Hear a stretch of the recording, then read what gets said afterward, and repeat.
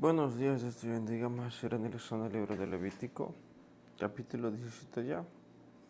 El pasaje se llama el santuario único.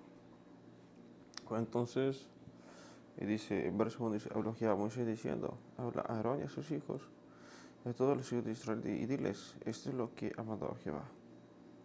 Cualquier varón de la casa de Israel que degollare buey o cordero o cabra, en el campamento fuera de él, y no lo trajera a la puerta del tabernáculo de reunión, para ofrecer ofrenda a Jehová delante del tabernáculo de Jehová, será culpable de sangre el tal varón. Sangre derramó y será cortado el tal varón de entre su pueblo. Entonces antes eran sumamente estrictos. El pecado de las faltas se castigaban al instante. Y entonces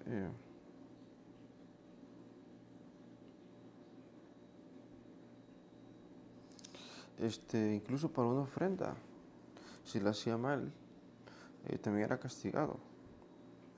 A fin de que traigan los hijos de Israel sus sacrificios, los que se sacrifican en medio del campo, para que los traigan a Jehová a la puerta del tabernáculo de reunión del sacerdote y sacrifiquen ellos sacrificios de paz a Jehová.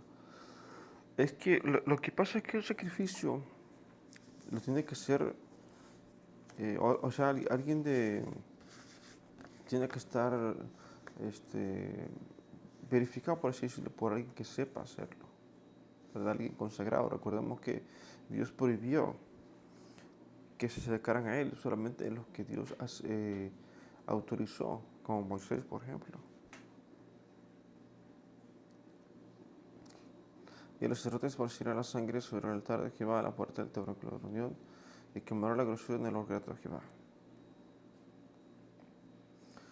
Pues entonces aquí hay gente, desde siempre, o sea, desde la época de Moisés ha tenido Dios gente autorizada, personal autorizada para hacer un sacrificio, porque conocen, saben, no solo conocen, saben, sino que llevan una vida recta delante de Dios. Lo que pasa es que aunque tú te aprendas el rito, aunque tú te lo sepas, si tú no fuiste elegido, no lo puedes hacer. Así de simple. Solamente los que Dios dice que son autorizados.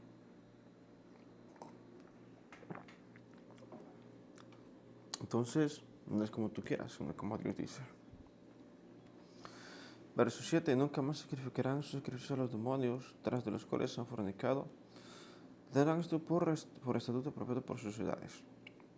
Entonces, lo que pasa es que antes de, o sea, en otras palabras, incluso cuando estaban en el desierto, algunos sacrificaban a esos ajenos, ¿verdad?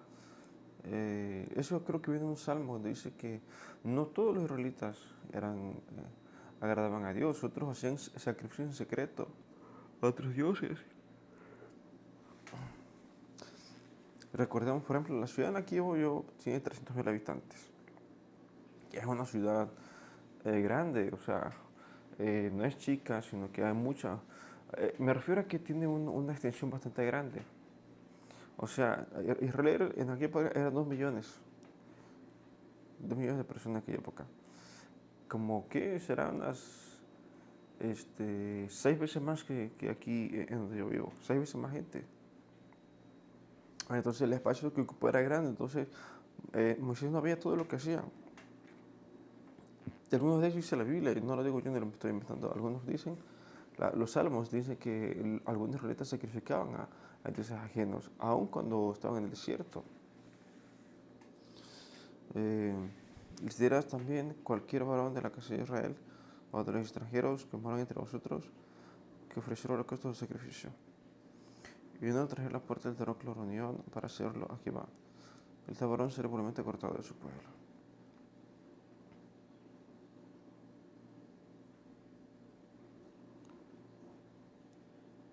Entonces los sacrificios son exclusivamente ¿dónde? En el tabernáculo. ¿No?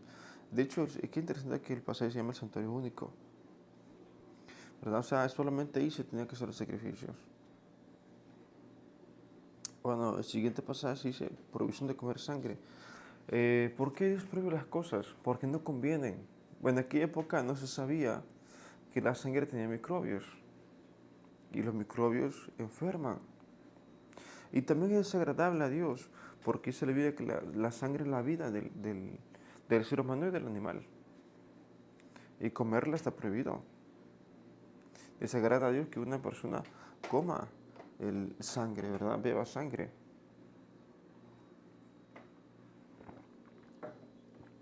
Por eso está prohibido.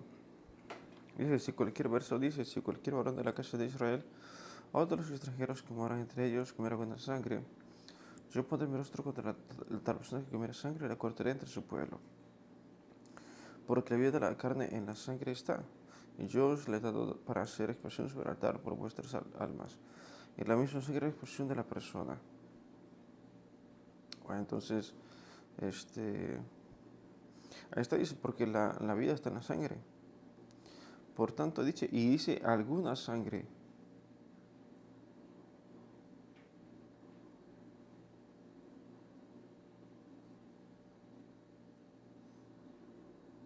O sea, puede ser animal o de cualquier cosa. Por tanto, he dicho a los hijos de Israel, ninguna persona de vosotros comerá sangre, ni el extranjero que muera entre vosotros comerá sangre. Y cualquier varón de los hijos de Israel o de los extranjeros que mueran entre ellos, que cazará animal, ave, o sea, de comer, derramar su sangre y la cubrirá con tierra. Entonces Dios permite que se coman animales, peces, aves, así, vacas. Dios permite que se coman esos animales. Pero dice claramente que primero debes de derramar su sangre y después asar la comida o freírla o hervirla, ¿verdad? Y luego se come. De hecho, la carne no tiene nutrientes.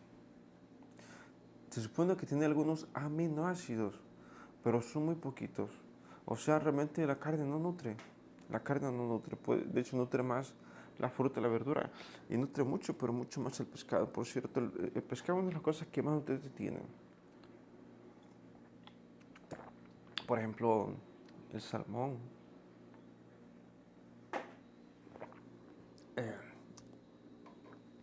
Entonces,